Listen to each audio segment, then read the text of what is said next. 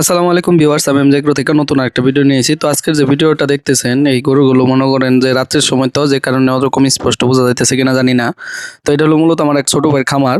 তো সে আমার অনেকদিন ধরে যাইতে বলছিল, কিন্তু সময় পাই না দিনের বেলা, যে কারণে একটু ব্যস্ততা থাকার কারণে রাত্রে যাই। এবং যাওয়ার পরে তার যে গরুগুলো দেখি, গরুগুলো মোটামুটি মাশাআল্লাহ অনেক সুন্দর।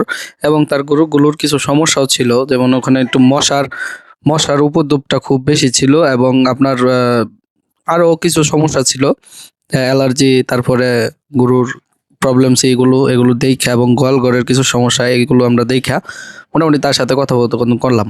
আর এটা হলো আমার নূর, ছোট ভাই। তার বাড়ি হলো আমার এই এলাকার, মানে নালতাবাড়ি উপজেলা তিনানিতে।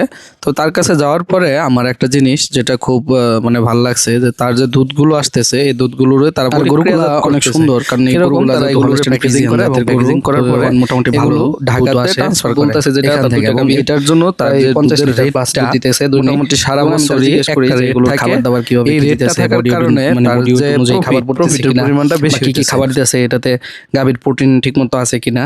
তো রেশন করে মূলত খাবার খাওয়ায়, ভুট্টা ফার্মেন্টেশন রেশন এগুলো করে খাবার খাওয়ায়, কোনো কোম্পানির ফিড ওরকমভাবে ইউজ করে না, এবং ভুসি টুসি মিডিয়া মিক্স করে মূলত খাবারটি খাওয়ায়। ওই জিনিসটা আমাদের সুন্দরভাবে বুঝাই দিল, বললো। পরে আমি দেখলাম যে খাবারের মেনু প্রোগ্রামিং যা কিছু আছে সব ঠিক আছে, এবং গরুর বডি অনুযায়ী তার স্ট্রাকচার সব কিছু ঠিক।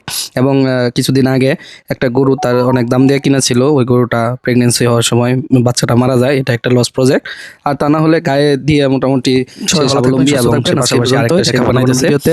ইনশাআল্লাহ পরবর্তীতে একটা নতুন, মানে দিনের বেলা তার নতুন শেড এবং পুরাতন শেড দুইটা নিয়ে একটা ভিডিও বানাবো। তো আপনারা নতুন যারা খামার করতে চাইতেছেন, তারা এই হলস্টাইন ফ্রিজিয়ান জাতের দুইটা বকনা গরু দিয়ে আপনারা চাইলে শুরু করতে পারেন। তো আজকে এই পর্যন্তই। সবাই ভালো থাকবেন, সুস্থ থাকবেন, দেখাবো অন্য কোনো ভিডিওতে।